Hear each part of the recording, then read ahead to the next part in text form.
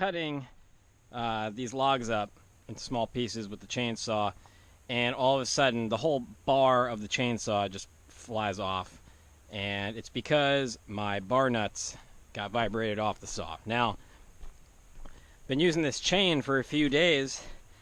You know, it's been sharp. I haven't really checked it, but what happens is, because I haven't tightened these bar nuts at all, when I'll show you guys, when this oh,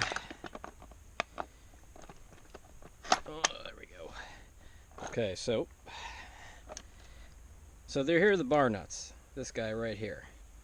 Now, as you're using the saw, vibration can loosen those up, and if they fall off, both of them fall off, boom, you lose your bar. So that's what happened to me. This is not the first time it's happened to me. It happened to me on the chainsaw mill one time. This is the first time when I was like free cutting that it's ever happened. You know, and I do maintenance the saw, and I do make sure everything is tight. And this is one time that, yeah, just the right type of vibrations, I guess. So, you know, I'm gonna put this thing back on right now. I'll tighten those bar nuts down good and tight, and hopefully it doesn't happen. You know, it's kind of a scary situation because, you know, in this case, the bar literally just fell off. No big deal, but who knows? Maybe, like, you know, it would have caught the sprocket, a certain chain would have got stuck on the sprocket, I would have still been on the throttle, maybe it would have gone flying, you know. The chain is going this way, all that force it's pulling, I'm not sure which way this thing could possibly fly, but, you know, it could possibly fly at you. Obviously, do not want that. Let's see here. So, where is this thing? Can't I get on there? I gotta loosen a little bit.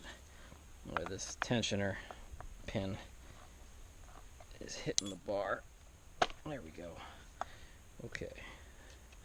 Tighten these guys up. Put them back on there.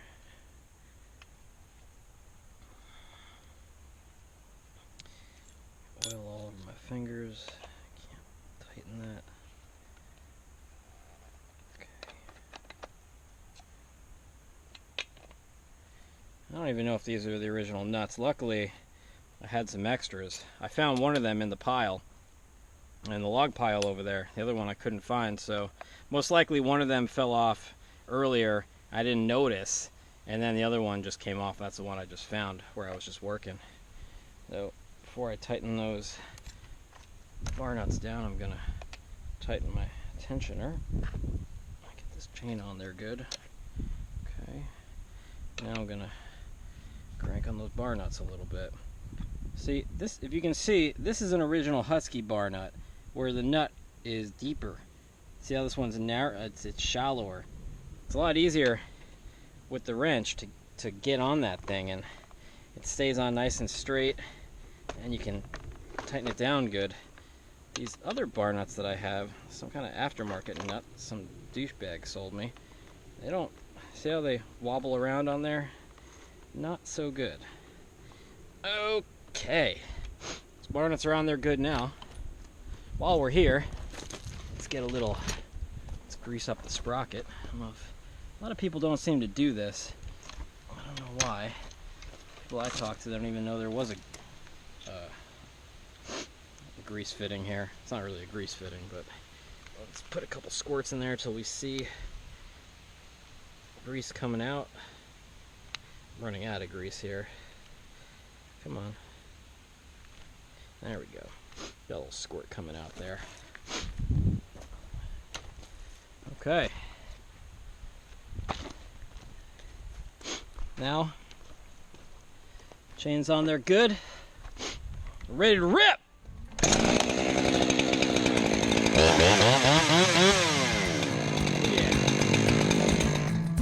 I'll show you how to take the chain and the bar off the saw.